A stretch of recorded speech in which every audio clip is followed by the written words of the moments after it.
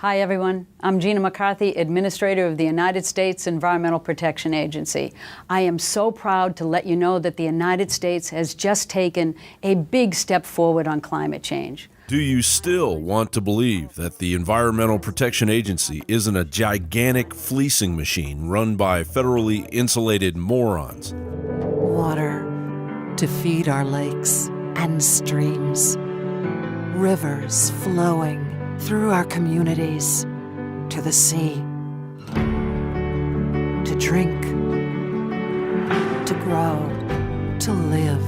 Clean water. Well, I'm sure it would be difficult to find anyone that agrees with you living off of the Colorado River. We sincerely regret the impacts to the community, to the residents here, and also to all the tourists and visitors you have in your community. Last week, the Gold King mine vomited its poisonous brew of copper, zinc, acids, and heavy metals after workers supervised by EPA officials, rather than first draining or securing the sludge, opened up the passage, leading to 3 million gallons of toxic sludge spilling into a creek that carried it into the Animas River. From there, the discharge headed toward the Colorado River, which provides water to tens of millions of Westerners. Arsenic levels in the Durango area of the Animas River were, at their peak, 300 times the normal level, and lead was 3,500 times the normal level. On top of that monumental fail, it took the EPA over 24 hours to warn local residents that the Animas was poisoned. Now La Plata and Durango, Colorado have declared a state of emergency. Accidents happen? It would make sense that they would happen on a constant basis to a federal agency eaten up with incompetence and deviant behavior paid for by our tax dollars.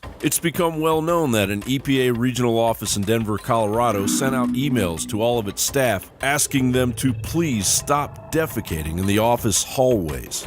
An EPA attorney was sentenced to 32 months in prison after he defrauded the government out of $900,000 by falsely claiming his numerous absences were a result of a CIA gig he was doing on the side. And while the EPA clumsily drains 3 million gallons of wildlife-killing waste into one of the most pristine areas in the United States, how many of its employees were busy back at the home office watching pornography, as was discovered of an employee that viewed more than 7,000 pornographic files during duty hours? And if all of that sounds like juvenile and harmless idiocy, the EPA took their demoniacal abuse of power to another level when they conducted diesel exhaust experiments on 10-year-old children. In January, the Washington Post reported children as young as 10 years old had diesel exhaust sprayed directly into their noses in experiments conducted at the University of Southern California and the University of California.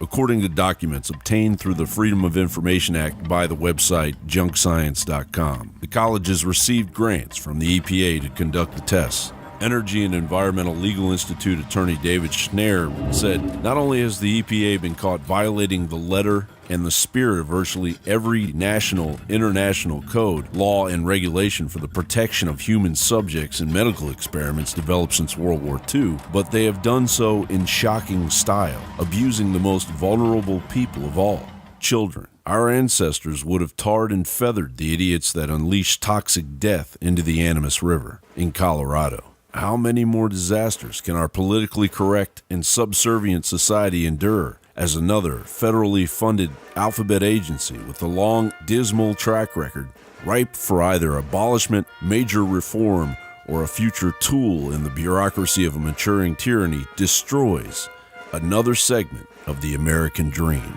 John Bound for InfoWars.com.